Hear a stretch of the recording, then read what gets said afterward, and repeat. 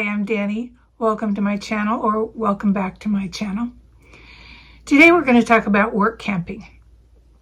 I work camped for many years, traveling all around the country and being in spots where other people only vacation. And during those seasonal times, when the demand is the highest, those businesses in the area need to staff up. They only need it for the season when all the people are coming there. And that's where work campers come in. The thing about work camping is people think, well, there are people that live there that want those jobs. But that's not true. The people that work there want to have full-time jobs. They don't want to work seasonally. And so that's your opportunity to slip in there and be there during the high season where everybody else is vacationing and you have a work camping job. Now, those jobs can be anything from being a camp host at an RV park to working in a local restaurant that may be attached to an RV park. It could be working in a pumpkin patch in the near Halloween, and it could be selling Christmas trees over Christmas. They're just not full-time jobs. They might be full-time hours for the time you're working there, maybe, or less, but they almost always come with a free or reduced RV site. So that's what we're talking about today. So if you watched my previous video about the types of work camping jobs there are, that's great. If not, I will link it below.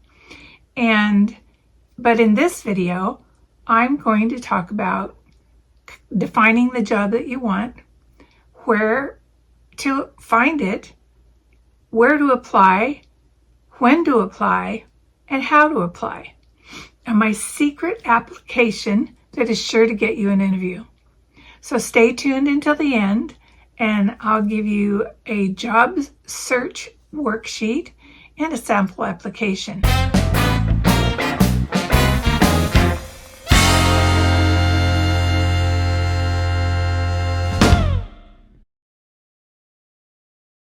Once you get to the job search boards, which I linked in my previous video, you will find there are hundreds of different types of jobs available. You'll kind of need to go through those and find out what works for you, what your skills are, and what they're asking for. Usually they're not asking for much.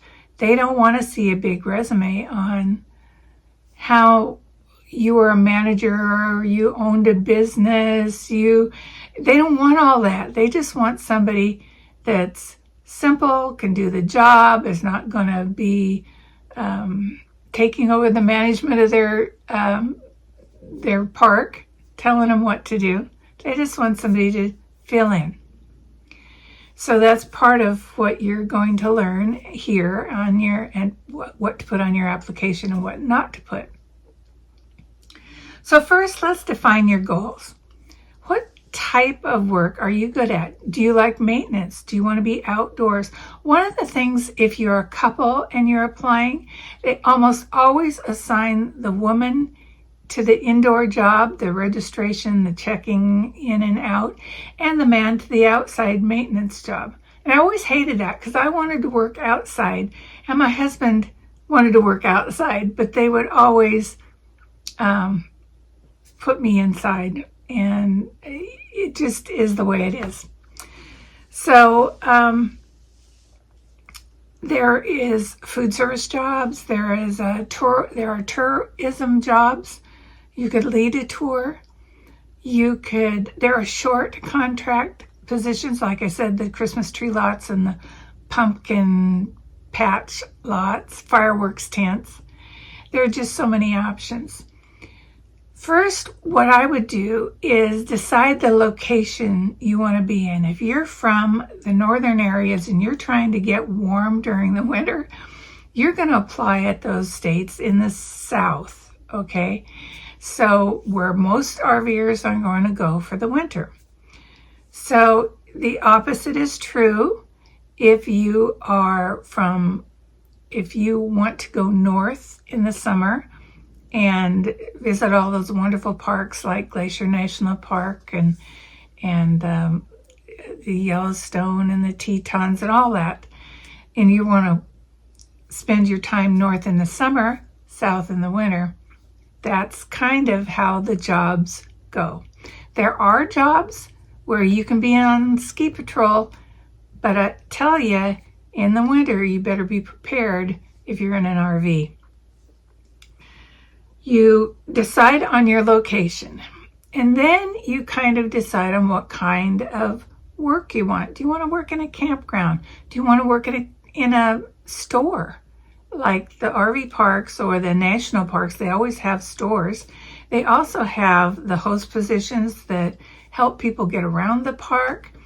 There are maintenance positions in parks, national parks, state parks. There are private campgrounds that need help with registration. They're just, you have to decide, look through all the job listings and decide what kind of job that you want. Then you need to figure out how many hours you're willing to work a week. Now, some of the jobs require you work a full 40 hours, and some only require 20 hours. So it depends. Usually on those 40-hour work weeks, you're getting paid like a regular job, but they also give you a free RV site or a discounted rate on an RV site. If you don't want to work that much, don't apply for those 40-hour work week jobs. There's plenty of 20 hours and out there, and there are lots of flexible jobs in between. So decide what you're willing to do. So often I have seen work campers come into a job and then try to negotiate after they're there about the work hours or some other thing, and it never works, and they always end up getting in a huff and leaving, and it was their own fault because they didn't decide what they wanted to do up front. There are a lot of times you will see positions where it will say, we need someone to fill out till the end of the season. You might be a little bit wary of those jobs because someone has quit, and they've quit for a reason. It might be their fault. It might be the park's fault. It might be the person they're working with. They can't stand, and so they figure it's not worth it. They have wheels and they can get up and go. So you really need to just figure out what you want, focus on that, and the peripheral stuff, the drama that someone else brings, is not your business. Then you have to decide whether you want a paid position or a volunteer. A lot of retired people want volunteer jobs. They don't want that extra income messing with their Social Security. And that makes it great for them, but it makes it hard on people who really actually need the work and to get by to the next segment of their RV journey. So I understand about the position of the retired people or the people that just want to volunteer, but please just go for volunteer jobs. Don't go into a paid position job and say, hey, I'll just come and volunteer if you give me the RV spot. That just makes it harder on the rest of the people out there who really need the work. Then you need to research your job opportunities. There are lots of websites. I've listed them down below. You can go to any of those sites, or I'd go to all of them and see what they have available. There are job portals like Indeed and RV forums and local campground websites. Set up job alerts for some of those platforms so you get notified the newest jobs that are coming in. And there are places that are specifically geared for the RV work camping. There is Workamping.com, Coolworks, volunteer.gov. So there are all kinds of places where you can look for a job. Then the next thing you need to do is organize your search. Create a folder for potential job applications and another one for jobs you've applied to. Keep a journal or a spreadsheet to track them. I know I've applied for multiple jobs and someone's called me and started talking to me about a job and I don't even know what they're talking about, but I don't want to tell them that. And so I've made a spreadsheet for you to keep track of that stuff. It'll be attached below or a link to where you can get it. It helps you out a lot. The purpose of this is to keep you on track so that you can compare the locations, the job, the compensation packages, and your application status. Then you need to prepare your application materials. If you like what you're hearing so far, please give me a like, share, and subscribe. And please leave a comment down below on the type of Workamping job that you would like to have or you have had. So you create your resume. You need to highlight your relevant skills and experiences. And this is not the same type of resume that you're used to. I've perfected a one-page resume that has proven over and over again to get me the job I really want. And I'm going to let you in on the secret. It's one page and there is an example of it linked below. You need to write a tailored cover letter for each application. And a lot of times these applications are just going to be an email that you send. So I just keep it in a word processing app and change that to the specific job that I'm looking for and email it when I'm applying for the job. I email it and then I attach my resume. So it doesn't have to be fancy. In fact, it needs to be casual because you're not going for the job to run the RV park. You're going for a job to clean the bathrooms. So it's just a basic hi, I'm interested in the job that you've posted on whatever website. I've been RVing since, add your RV and your pets, okay? They need to know that if some of the national parks do not allow you to have pets. So things like that are important. I've been RVing in my 2022 road trek with my 12-pound poodle for 8 months, and I am currently looking for a seasonal position. I see that you have a camp host position open, and although I've never camp hosted before, I'm organized and I'm honest and I'm friendly and I enjoy meeting people, and I'm willing to enforce the rules of the campground and do the maintenance and upkeep as required. My resume is attached. Feel free to call upon my personal and professional references. I'm extremely interested in the job you have to offer, and I hope to hear from you soon. You can contact me give both your phone number and your email address, and sincerely, blah, blah, blah. So that's your little cover letter that you put in your email. And you also could attach the same cover letter to a mailed application.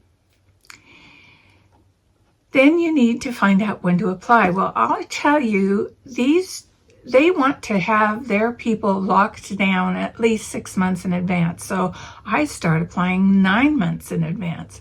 So between the 9-month and the 6-month window is when you need to get all those applications out, especially for popular positions. Because some people go back year after year to the same park, take the same position. So if you want to get in there, you need to apply early.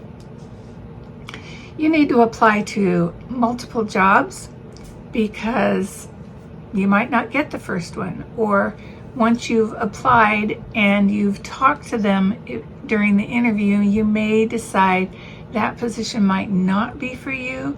And so thank them for the interview and politely decline. The others will be waiting in the wings, and you can always find the one that's right for you. Don't take the first one offered. Make sure it's the right one. So then you need to prepare for your interview. You go on the website, find out as much as you can about that particular RV park or wherever you're going to apply. Whoever owns the business, what goes on there, how the jobs go, see if there are people complaining about it on the job forums, that kind of thing. Then be ready for that phone or video interview. Practice kind of common interview questions related to customer service and teamwork. Once you've researched the campground or the organization, you come up with some questions that you want to ask them, and make sure you ask every question that you need to know. If you have a huge RV, ask them if there's a site available that's large enough to take that RV. Some parks just don't have that, particularly if you're looking at a camp host position in a Forest Service national park, those kind of things. There are also, I just thought about it, there are also jobs in like lighthouses and in museums. Don't forget to check those out. They're really fun. Then you need to evaluate your job offers. Okay, so maybe you've got 3 offers. Check their compensation package. Calculate the value of those free accommodations against the required work hours. One thing I found is sometimes they'll give you a free RV space and then work you 40 hours. And if you look at the free RVs, if you look at the 40 hours at minimum wage, that RV space means you're working for $2 an hour, right? Something like that. So make sure if you take the free RV space that you're not working 40 hours for nothing. For nothing. You might as well volunteer. Anyway, check those out. Make sure you do the math on whether it's worth it to you or not, okay? Then you need to clarify the job responsibilities and the work schedules and any additional perks, like if they give you free meals or if they give you discounts at their stores and things like that. And then after the interview that you have, follow up. Send a follow-up email thanking the interviewer, confirming the details discussed. Make sure you keep copies of that. I cannot tell you how many times I've gotten to the RV site or the job and it's totally different from what the person told me. And here's why. Because the person interviewing you may not be the person you're working for at the RV place. So the interviewer might be an HR person, and the on-the-ground person you're working for has no idea what that human resources person has promised you. And that's where you get crosswise sometimes, and people get mad because they're being asked to do something that was you specifically said you didn't want to do in the interview and were assured that you weren't going to be asked to do that. And the person on the ground who gets upset because you aren't doing the work that they want you to do. So be real careful about that. Keep that email. If you have any kind of a problem, you need to show them the email that they said exactly what the requirements of the job were. It's always a CYA thing.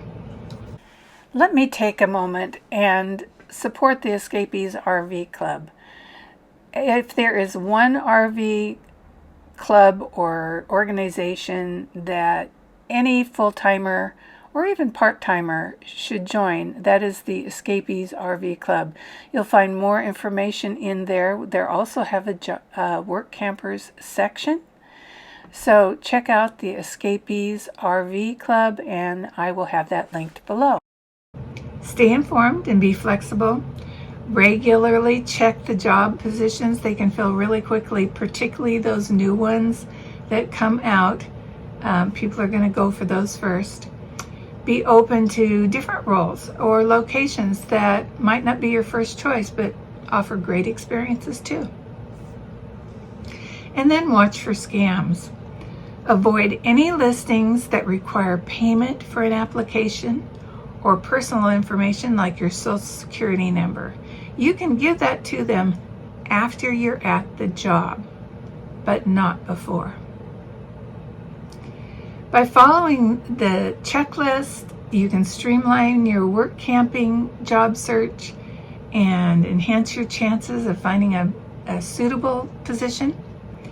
And you want one that aligns with your lifestyle and your preferences. So I hope this was helpful. Be sure to download the links below so it'll give you a edge up on the competition, and go out there and get a great job. Happy trails, happy life, happy RVing. Bye-bye.